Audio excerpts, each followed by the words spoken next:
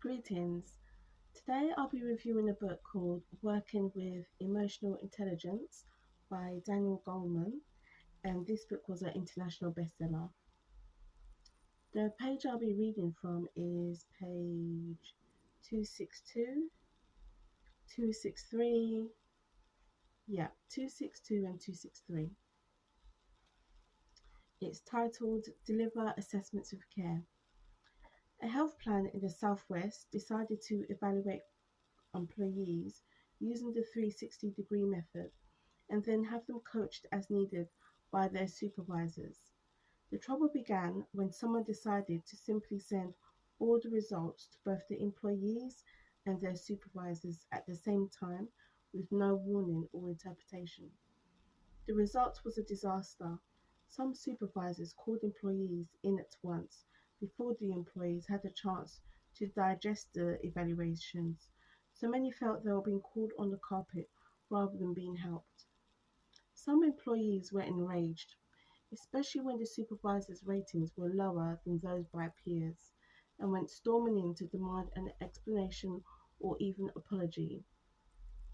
Feedback is too often given ineptly with predictably bad consequences, but used artfully, feedback on competencies can be a priceless tool for self examination and for cultivating change and growth. Used poorly, it can be an emotional bludgeon. I don't hear good things from people about their experiences with 360-degree feedback, a manager at one company tells me. The people giving the feedback lack empathy, self awareness, and sensitivity themselves, so the experience can be brutal for those getting it. Much better is the report from a computer software giant where an executive development specialist tells me that he delivers 360 feedback results strictly in confidence one on one. No one else sees their results and they never have to share them with anyone. I don't even keep a copy when I'm done with them. We want this to be a development tool, not a hammer for someone else to use. Hmm.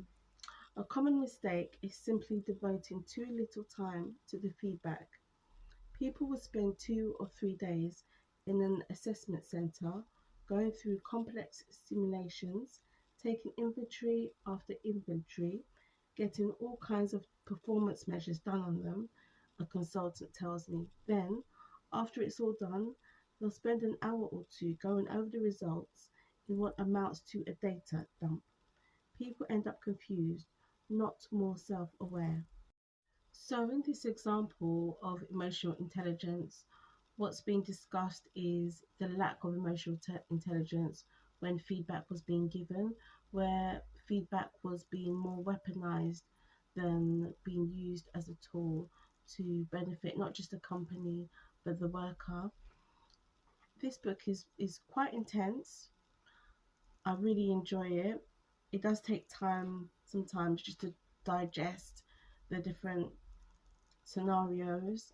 Um, he's selected quite a few scenarios from the world of business mainly, which illustrates the points that he makes, which are very interesting points.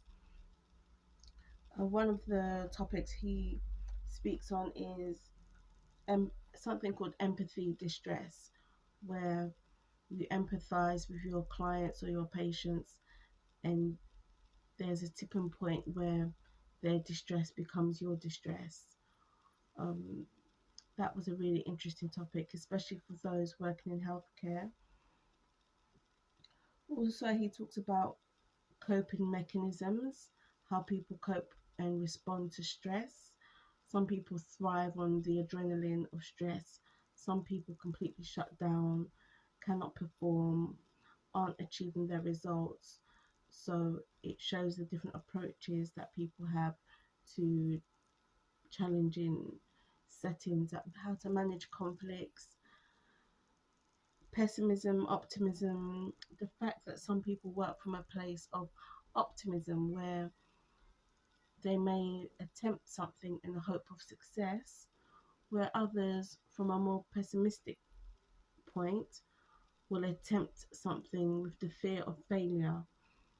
So he explores that as well, which I found really very interesting. He talks about the different types of leaders and how they mobilize staff. You do have leaders that are very charismatic and sociable and very emotional intelligent, but they never get any work done. And you can also have leaders that get lots of things done, they get results, they're high achievers, but they might traumatize the whole team. And obviously you have leaders in between those two extremes. And so he explores those different types of qualities also. What I also liked is that he explored the power of intuition, where at times in the business world, in at work, people would just have the knack of having an instinct for knowing something, or people would know when to move and when to wait. Just that knack, that just that instinct. He explores that, which I really enjoyed. Loyalty, loyalty. I find loyalty quite controversial. There's times to be loyal, and other times, no. Your job does not come first. Your family does, or your own morals, your own values. It's a really interesting book. I found it quite intense. I really had to sit down, read it, digest it. But it's definitely one of my most favourite books, and it's called Working with Emotional Intelligence by Daniel Goleman.